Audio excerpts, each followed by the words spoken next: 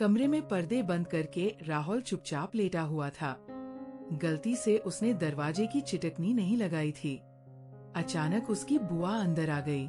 सामने का नजारा देखकर वो झटके से बाहर निकल गई, लेकिन राहुल ने अपना काम जारी रखा। जब वो बाहर निकला तो बुआ ने पूछा, राहुल अंदर क्या कर रहे थे? उसने कहा, बुआ आपको तो सब मालूम ही है, अब मेरे मुंह से क्या सुनना चाहती हैं? तभी बुआ बोली, ठीक है पर तुम्हें रुक जाना चाहिए था। राहुल बोला, बुआ मुझे क्या पता था कि आप ठीक उसी पल आ जाओगी। वैसे भी मैं कोई गलत काम नहीं कर रहा था। बुआ बोली, बात वो नहीं है, लेकिन जब कोई ऐसा देख लेता है तो उसके मन में भी वही ख्याल आने लगता है।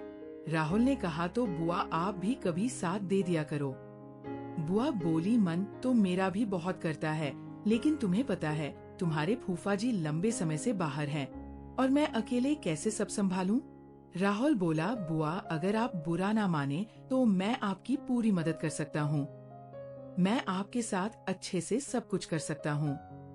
बुआ बोली, तेरा दिमाग ठिकाने नहीं है क्या? इससे पहले कि बुआ कुछ और कह पाती, राहुल तेजी से वहाँ से चला गया। असल में वो बहुत पहले से बुआ के साथ ऐसा करना चाहता था, लेकिन हिम्मत नहीं जुटा पा रहा था।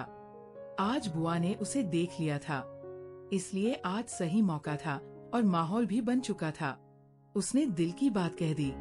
इससे उसे सीख मिली कि बात कहने का भी सही वक्त होता है और जब मौका मिले तो बोल देना चाहिए, क्योंकि तब सफल होने की संभावना ज्यादा रहती है।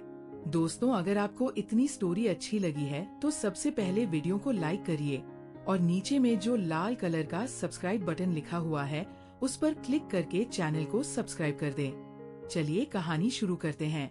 एक शाम फूफा जी और बुआ छत पर बैठे कॉफी पी रहे थे।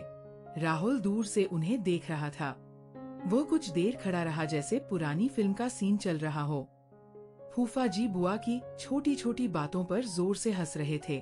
राहुल की उम्र अभी 24 साल थी और शादी नहीं हुई थी। उसकी बुआ बेहद सुंदर और आकर्षक थी। वह हमेशा राहुल के साथ हल्की फुल्की मस्ती करती रहती थी। उनके बीच दोस्ती जैसा रिश्ता था। जब बुआ नई नई घर आई थी तो उनका कॉन्फिडेंस देखते ही बनता था, क्योंकि वह किसी हीरोइन से कम नहीं लगती थी। बुआ की लंबाई 5 फुट 7 इंच थी।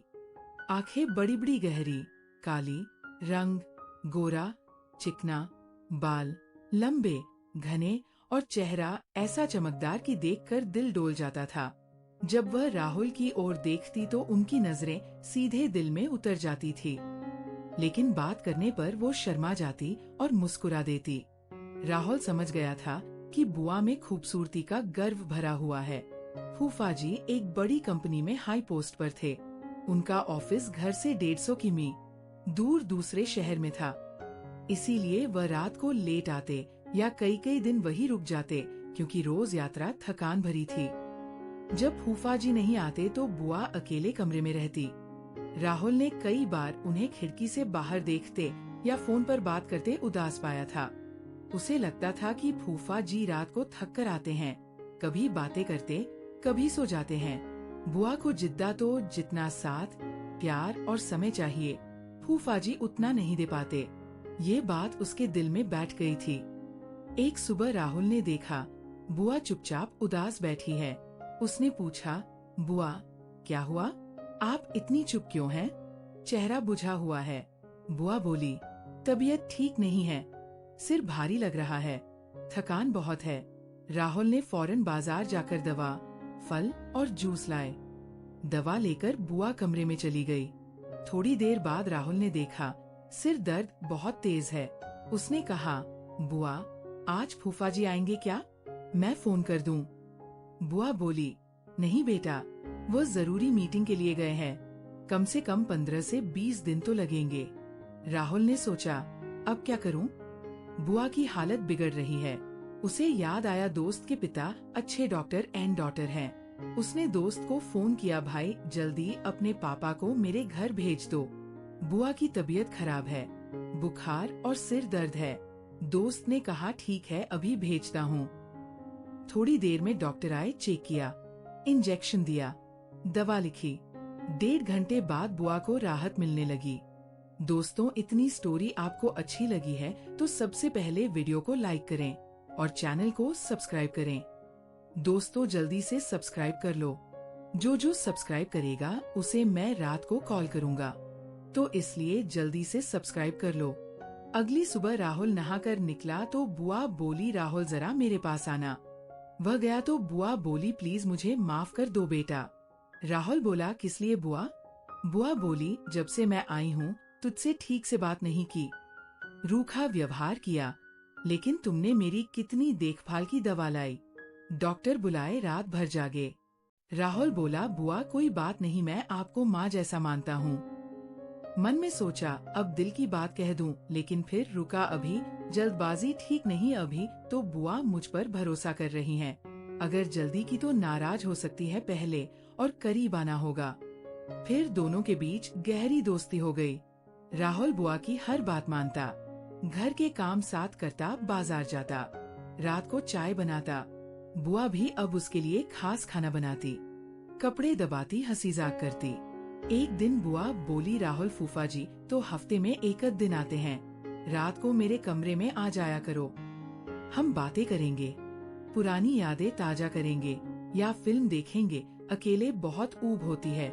राहुल ने सोचा बुआ इशारा दे रही हैं, अब बात आसान हो गई। वह बुआ के कमरे में गया, बुआ काम कर रही थी। बुआ को देख उसके मन में उमंग आई, उसने फोन पर रोमांटिक गाना लगा लिया, आवाज पूरी कमरे में फैल गई। वह बाहर की ओर देख रहा था ताकि कोई आए तो पता चले, लेकिन बुआ चुपके से आ गई, पीछे खड़ी होकर गाना सुनने लगी। फिर खांसी की, राहुल मुड़ा तो बुआ मुस्कुरा रही थी। उसने फोन बंद किया, घबरा गया। बुआ ने कान पकड़ा, अब क्यों बंद किया, डर गया क्या? राहुल बोला, हाँ बुआ, डर तो लगता है जब पकड़े जाते हैं। बुआ बोली, अच्छा अब डर लग रहा है, उस वक्त नहीं लगा था। राहुल बोला, बुआ अकेले में मन बेकाबू हो जाता है। फिर बुआ का हाथ पकड़ बिस्तर पर बैठा, बोला, बुआ एक बात कहनी है, बुरा तो नहीं मानोगी? बुआ बोली, बोलना, मैं बुरा नहीं मानूंगी। फिर बोली, अगर बुरा मानना होता तो जो हरकत की थी उसकी शिकायत फूफा जी से कर देती। राहुल ने नजरें झुकाई, बोला, बुआ जब आप पहली बार आई तब से मुझे आप बहुत पसंद है, दिल से। बुआ मुस्कुराई, बोली, अच्छा तो अब क्या करें? राहुल बोला, बुआ मैं आपके साथ। बुआ बोली, राहुल ये कैसे संभव है, अगर फूफा जी को पता चला तो कभी माफ नहीं करेंगे। राहुल बोला, हम छुपा कर रखेंगे, कोई नहीं जानेगा। बुआ बोली, नहीं मैं ऐसा नहीं कर सकती। राहुल बोला, वादा है, सिर्फ हम दोनों के बीच रहेगा। बुआ बोली, लेकिन मैं तुम्हारी बुआ हूँ। राहुल बोला, तो क्या हम गलत थोड़े कर रहे हैं? बुआ बोली, फूफा जी रात को थक कर आते हैं, कभी समय देते। राहुल बोला, मुझे सब पता है, आप अंदर से खुश नहीं हैं, बस दिखावा है। बुआ का चेहरा उतर गया, राहुल को सच पता चल गया। बुआ बोली, हाँ राहुल तुम सही कह रहे हो, मैं सच में खुश नहीं हूँ। वो बहाने बनाते हैं, थक गया, नींद आ रही है, मैं कैसे रोज उन्हें मजबूर करूं? उन्हें खुद सोचना चाहिए। राहुल बोला, इसी तो मैं आपकी फिक्र करता हूँ, मैं आपको खुश रख सकता हूँ, आपकी हर फीलिंग समझता हूँ। बुआ ने हाथ कसकर पकड़ा। राहुल को लगा बुआ कितनी तड़प रही है। बुआ बोली, तुम कितने समझदार हो गए, लेकिन मैंने तुम्हें कभी गौर नहीं किया। राहुल बोला, मैं आपको पूरी तरह समझता हूँ।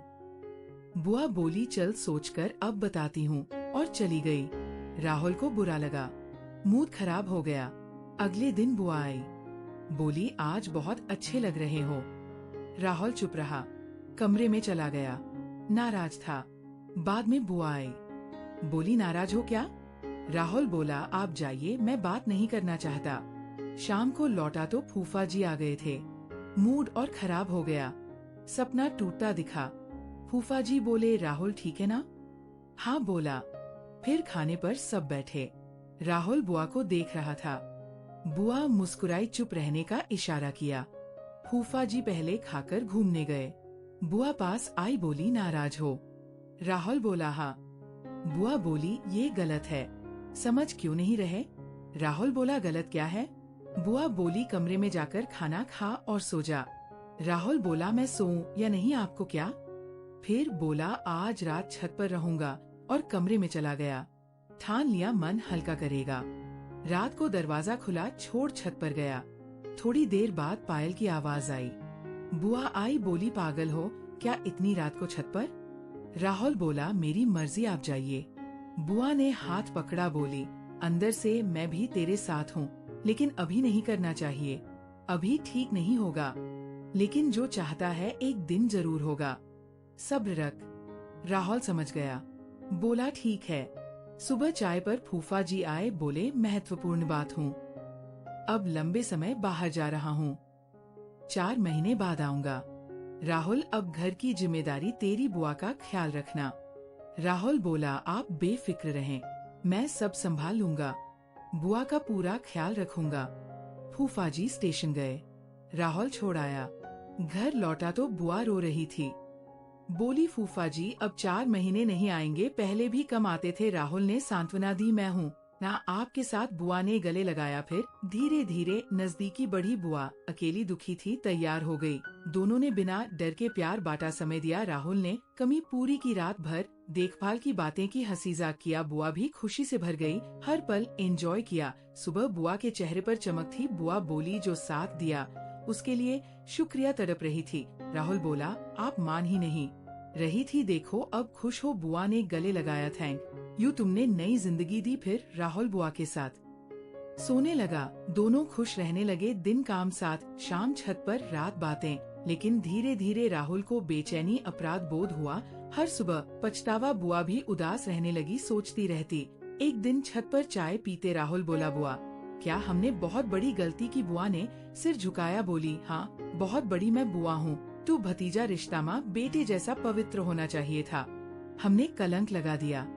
फूफा जी का विश्वास तोड़ा, परिवार का सम्मान मिटाया, अब डर लगता है, पता चला तो क्या होगा? राहुल की आंखें भर आई, बोला माफ कर दो, मैंने हद पार की, आप उदास थी, मैंने गलत फायदा उठाया, पछतावा हो रहा है, नींद खाना सब बेकार। बुआ बोली मैं भी दोषी हूँ, मना नहीं किया, खुद बढ़ी। जब फूफा जी आएंगी कैसे मुंह दिखाऊंगी, या गलती जिंदगी भर सताएगी? दोनों गले लगे, लेकिन अफसोस भरा। फैसला किया अब सिर्फ पवित्र रिश्ता, कोई गलत नजदीकी नहीं। राहुल ने पढ़ाई के लिए दूसरा शहर ज्वाइन किया। बुआ ने फूफा जी के साथ रिश्ता सुधारा, ज्यादा समय दिया।